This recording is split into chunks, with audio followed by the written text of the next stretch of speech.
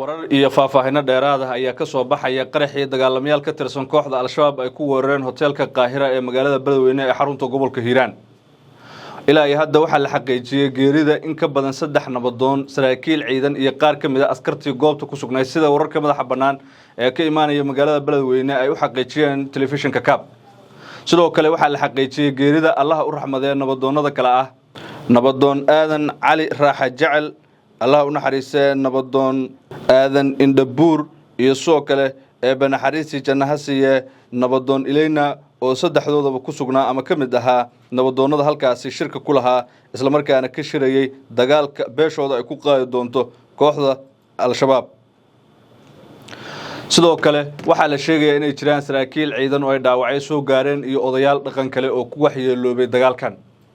ilaa iyo hadda dagaalka waxa uu ka socdaa gudaha hoteelka Qaahira xaafadda Howldaag magaalada Beledweyne ee gobolka Hiiraan. waxaana la xaqiijiyay in qaraxa kadib rag ka tirsan dagaalamayaasha al-shabaab oo tiradooda lagu sheegay 4 in ay gudaha u galeen hoteelka.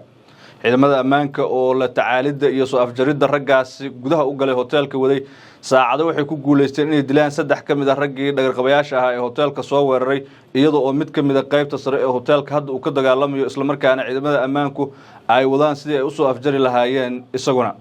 waxaa la xaqiijiyay sidoo kale inay gudaha ku jiraan dad isugu jira shacab, odayaal dhaqan, saraakiil ciidan iyo askar. waxaana sidoo kale la soo sheegayaa in dagaalkan ama qaraxdan al-shabaab ay soo qaadeen dadkaasi si ba'an looga xasuuqi lahaa, laakiin lagu baxsaday ciidamada ammaanka qaarkood oo iyagu oo hubkooda wato gudaha ku jiray hoteelka ama hoteelka gudaha ugu jiray isla markaana shirka uu soconayay.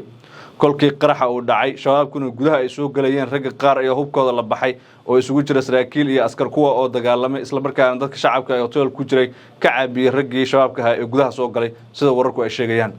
Allah u naxariistee nabadoon Raaxa Jacel wuxuu ka mid ahaa odayaasha dhaqan ee aad looga yaqaano gobolka Hiiraan, gaar ahaan caasimadda gobolkaas ee Beledweyne. wuxuuna ka mid ahaa odayaasha dhaqan ee wax ka soo doorta qaar ka mid ah xildhibaanada baarlamaanka Soomaaliya ee aqalka hoose ku matala beesha degto gobolka Hiiraan ee maanta ka shiraysay sidii guluf ay ugu qaadi lahayd kooxda shabaab.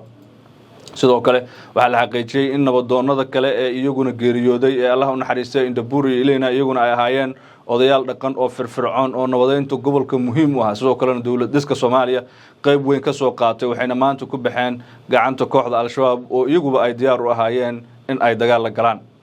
waxaa hoteelkaasi ka socday shir ay yeelanayaan mid ka mid ah beelaha dega gobolka Hiiraanka oo ka dhan ah sidii beeshaasi ay deegaanada degto ugu xoreyn lahayd waxa loogu yeero argagixisada. hase ahaatee subaxnimadii hore ee Saakab waxaa soo weeraray xubno ka tirsan kooxda al-shabaab, waxayna ku soo qaadeen weerar qarax ku bilowday iyadoo oo gidaarka ama darbiga hoteelka markaasi qarax ay ku dhufteen isla markaana dagaalyahano kooxda ka tirsan ay gudaha u galeen.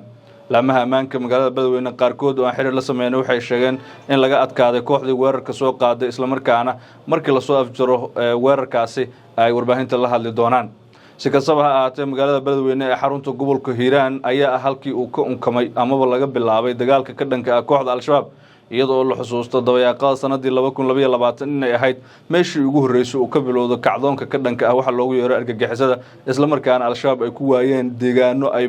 dhowr iyo 10 sano ku sugnaayeen. hadda beeshan oo degta galbeedka gobolka Hiiraan ayaa qorshaheedu ahaa ama waxa ay ka shiraysay uu ahaa sidii guluf ka dhana kooxda loogu qaadi lahaa, iyadoo la ogsoon yahay ama inta badanba bulshadu ay og yihiin in galbeedka gobolka Hiiraan ay ku xoogan tahay kooxda al-shabaab.